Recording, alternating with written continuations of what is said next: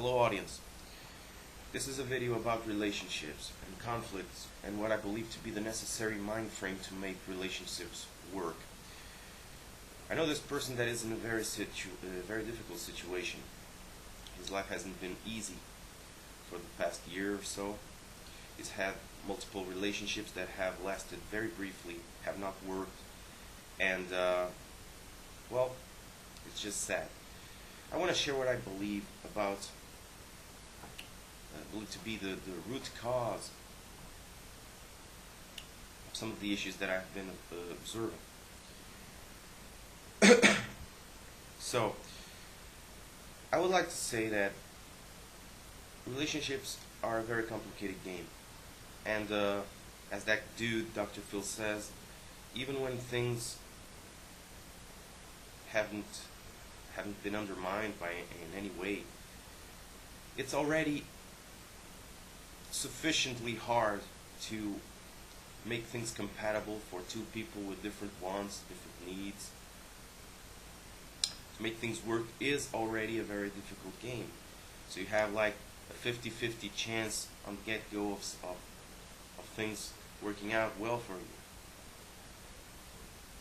you.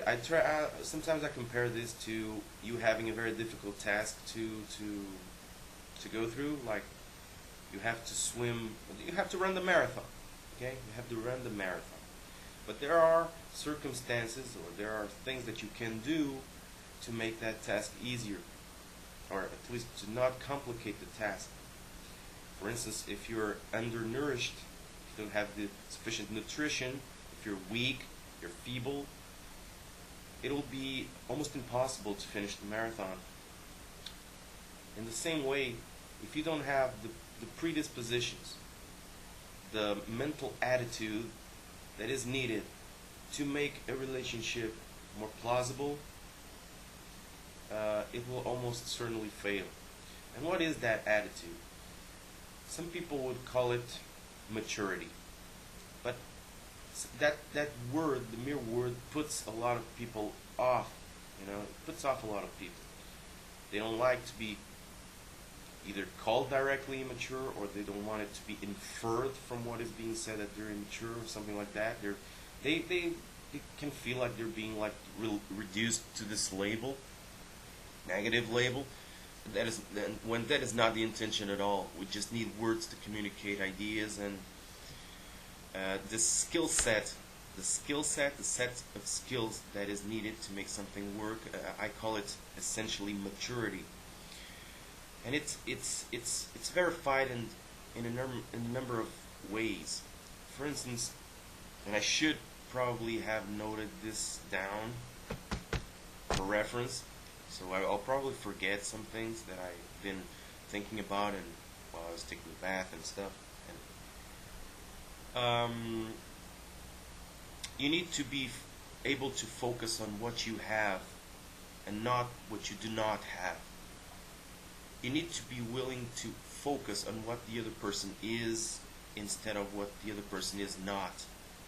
Of what the other person gives you and is willing to give you, and not what the other person does not have at the present time, in the present circumstance, the inclination or the capacity, or doesn't see a way to give you that right now in the way that you would find ideal at the get-go. So that's a major component. We could call it constructive spirit. We could call it team spirit, if you will. If you don't have team spirit, if you're not willing to make sacrifices, if you can call it sacrifice, if you are not willing to compromise, to negotiate, to do stuff like that, it's almost impossible, because at any point when there is like a divergence of opinion, you will be making the worst mistake ever, in my opinion. And the worst mistake ever is making things a matter of principle. That's the worst thing ever. I'm not a principled guy myself. As you know, I'm a moral nihilist. But I can understand the frame of mind of having principles and stuff. They're like rules of thumb. They're like heuristics, and if they work most of the times, they should be seen as something that is useful. If it's useful for your life, if it makes your relationships more functional, more productive, if it gets you closer to getting what you can have from life, then they're probably something that you want to be applying and consistently holding. Now, most of the time, and what I've been observing, is that people make things that are totally not related to romance, like, for instance, logistics, matters of logistics, what I could call, much the same way as Herzberg called the hygiene factors for a work relationship. I could call it hygiene or satisfaction factors for a love entanglement. And logistics is pretty important. You need to have places to be with a person. You need to be able to feel comfortable and secure in an environment that invites intimacy, stuff like that, right? I think that's normal. Now, if people aren't willing to compromise or to make concessions and to um, get into an understanding over logistics, how it is expected, how is it possible that they can ever get to the point of eros. Logisticos keeps killing eros, and this is simply sad because logistics is like money, right? It's totally not a romantic thing. It fucks relationships over. You see lots of friendships and even love relationships that are ruined because of money issues. It's a shame, you know. So I think it is a sign of maturity if you are able to not see things that, for instance, the other person requests from you as something that is really, really important to them, and that they justify their request strongly, and you make things a matter of principle. This equates to you saying that this is non-negotiable. This is something that I'm not willing to compromise. This is something that, regardless of your circumstances, regardless of your context at the present time, regardless of your reasons, either they're like totally capricious, they're like whims, or if they're, or be them like strong reasons having to do with a sense of security, not just for you but for other people as well. Um, you know, I think I've showed my point and what I mean and what I think the demanded skill set for something to be able to work is. This is pretty sad. I feel like disappointed. People increasingly do not have the spirit to endure, to fight over things. Relationships are getting shorter and shorter.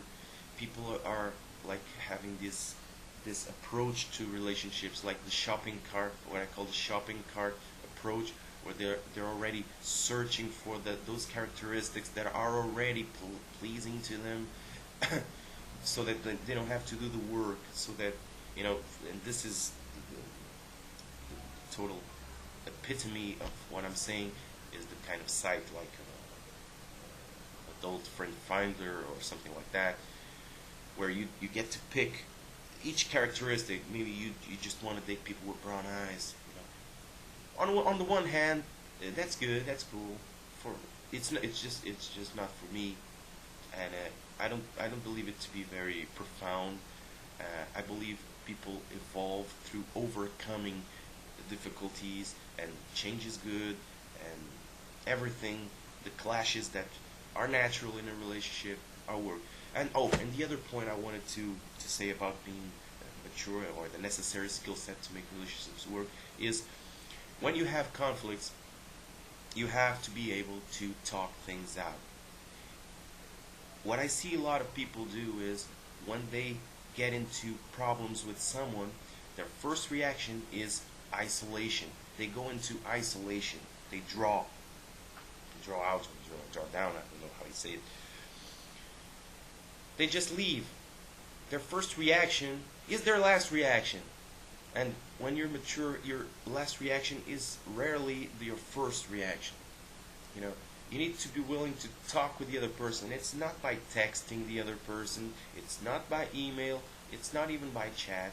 You need to be able to be with the person face to face and see the sincerity in their eyes and see their concerns and try to be empathetic. If there's no empathy, you've got nothing going for you. So I hope my my this reflection that I've made is useful to you, and I wish you the best in your relationships.